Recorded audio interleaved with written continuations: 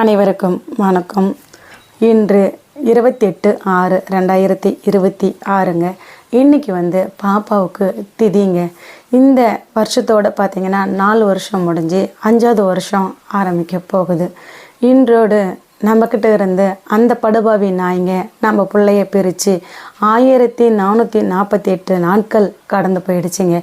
இத்தனை நாட்கள் கடந்தும் நம்ம பிள்ளைக்கு என்ன நடந்தது, நம்ம பிள்ளையோட உயிரை எவன் பிரித்தான் அப்படின்னு இந்த நாள் வரைக்கும் தெரியாமையே மூடி மறைச்சிக்கிட்டு இருக்கிறாங்க.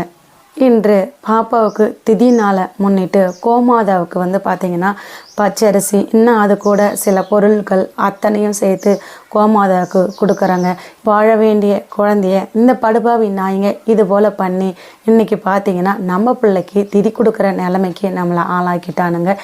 நம்ம பிள்ளைய நம்மக்கிட்டே இருந்து இந்த படுபாவி நாய்ங்க எப்போ பிரித்தானோ அதிலிருந்து பார்த்திங்கன்னா நமக்கு எல்லாத்துலேயுமே நம்ம பாப்பா வாழ்ந்துட்டு இருக்கிறதா தான் நமக்கு தோணுதுங்க.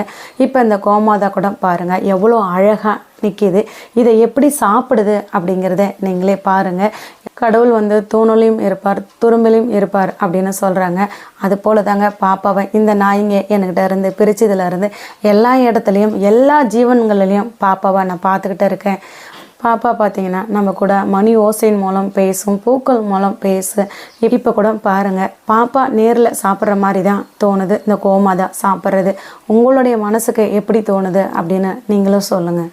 இன்றைக்கி திதியை முன்னிட்டு காலையில் கோமாதாவுக்கு என்ன கொடுக்கணுமோ அதை கொடுத்துட்டு அதன் பிறகு பார்த்திங்கன்னா பாப்பாவுக்கு என்னென்ன பிடிக்குமோ அத்தனையும் பாப்பா முன்னாடி வச்சு படைச்சாங்க.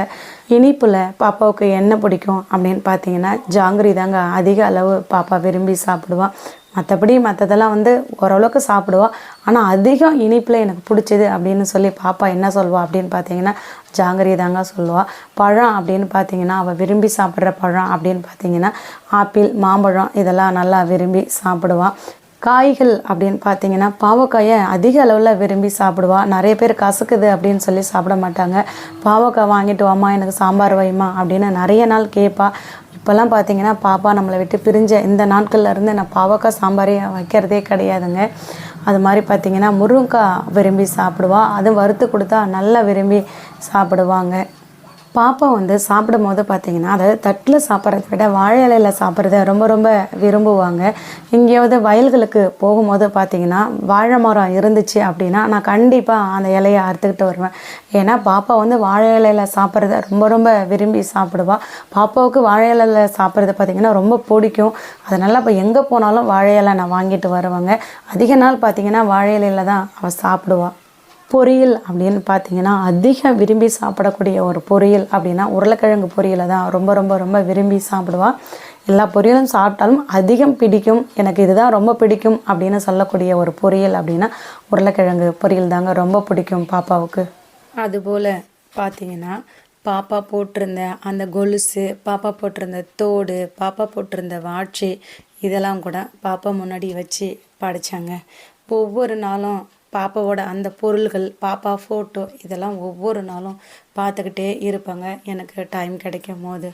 இந்த பொருள்கள் தாங்க என்னோடய நினைவுகளாக இருக்குது. இந்த பொருள்களோடு தான் வாழ்ந்துக்கிட்டு பேசிக்கிட்டு இருக்கிறாங்க. இந்த தோடு பார்த்திங்கன்னா பாப்பா இந்த ட்ரெஸ்ஸில் இந்த தோடு போட்டு ஃபோட்டோ பிடிச்சிருப்பா. இந்த தோடு கூட பார்த்திங்கன்னா இன்னும் ஒரு சில தோடெல்லாம் எடுத்தேன், அதை ஃபுல்லாக போட்டு கூட பார்க்கலங்க. இந்த படுபாவி நாய்ங்க அதுக்குள்ளார என் பிள்ளைய என்கிட்ட இருந்து பிரிச்சுட்டானுங்க. இந்த வாட்சியை தான் பார்த்திங்கன்னா ரொம்ப நாளாக பாப்பா போட்டுக்கிட்டு இருந்தா. அதன் பிறகு அதில் ஏதோ ஒரு சின்ன மிஸ்டேக்கு, என்ன அம்மா இதை சரி பண்ணிக்கிட்டு வாமா அப்படின்னு சொல்லி தான் என் வாட்சியை போட்டுட்டு போயிருந்தா. அதை சரி பண்ணிக்கிட்டு ரெடி பண்ணி வச்சுருந்தேன். என் பிள்ளைக்கு அடுத்ததாக கொண்டு கொடுக்கலான்னு நினச்சேன். அதுக்குள்ளார இந்த படுபாவி நாய்ங்க என் பிள்ளைய என்கிட்ட இருந்து பிரிச்சுட்டானுங்க. பாப்பாவுக்கு பிடிச்ச அத்தனையும் சமைச்சு வச்சு படையல் போட்டாங்க. பாப்பா உன்னை யார் என்ன பண்ணாங்களோ அவனுக்கான தண்டனையை நீனே கொடு சாமி அப்படின்னு பாப்பா கிட்ட தான் ஒவ்வொரு நாளும் கோரிக்கை வச்சுக்கிட்டு இருக்கேன். இந்த மண்ணில் நீ வாழ வேண்டிய ஒரு குழந்தை சாமி, உன்னை இந்த படுபாவி நாய்ங்க எவன் என்ன பண்ணானோ, உன்னை யார் என்ன சதி செஞ்சாங்களோ, உன்னுடைய உயிரை போக்குறதுக்கு யார் காரணமாக இருந்தாங்களோ அத்தனை பேத்துக்கும் தண்டனை கொடு சாமி. இதுதான் நடந்தது அப்படின்னு தெரிஞ்சும் உண்மையை வெளியே சொல்ல வராமல் இருக்கிறவங்களுக்கும் தண்டனை கொடு சாமி அப்படின்னு ஒவ்வொரு வேண்டுதலையும் பாப்பா முன்னாடி தான் ஒவ்வொரு நாளும் கோரிக்கையாக வச்சுக்கிட்டு இருக்கேன். கண்டிப்பாக பாப்பாவோட ஆத்மா எல்லாரையும் பழி வாங்கிக்கிட்டு தான் இருக்கும். ஆனால் நமக்கு தாங்க வெளியில் தெரியாமல் இருக்கும். பாப்பாவோட வழக்கில் யார் யார் என்ன பண்ணாங்களோ அவங்க அத்தனை பேர்த்துக்கும் நிச்சயம் சொல்கிறேங்க தண்டனை கிடைக்கும். நமக்கு வெளியே தெரியாமல் இருக்கலாம். உதாரணத்துக்கு சொல்லணும்னா, இப்போல்லாம் நீங்கள் சவுக்கு சங்கரோட ஆட்டம் கொட்டம் எல்லாம் அடங்கி போய் எப்படி இருக்கான் அப்படிங்கிறது உங்களுக்கே தெரியும். ஏன்னா அவனை பற்றி நியூஸில் வெளியே வர்றதுனால நமக்கு தெரியுது. மற்றவங்கள பற்றி நமக்கு நியூஸில் வெளியே வராது. அதனால யாருக்கு என்ன நடக்குதுன்னு நமக்கு தெரியாமல் இருக்குங்க. கண்டிப்பாக சொல்கிறேங்க, எப்படி சவுக்கு சங்கருக்கு பாப்பா தண்டனை கொடுத்தாலோ அதே போல் பாப்பாவோட வழக்கில் உண்மை தெரிஞ்சு சொல்லாமல் இருக்கிறவங்களுக்கும் பிள்ளையோட உயிரை போக்கணவங்களுக்கும் நிச்சயம் சொல்கிறேங்க, அத்தனை பேர்த்துக்கும் தண்டனை கிடைச்சே தீருங்க. கிடைச்சிருக்கும். இது நாள் வரைக்கும் பார்த்திங்கன்னா எல்லாரும் கிடைச்சிருக்கும், அனுபவிச்சிருப்பாங்க. நமக்கு தாங்க வெளியே தெரியாமல் இருக்கும். கண்டிப்பாக எல்லாமே பாப்பாவே பார்த்துக்குவா. நம்மளும் சட்ட போராட்டத்தை தொடர்ந்து பயணிச்சுக்கிட்டே இருப்பாங்க.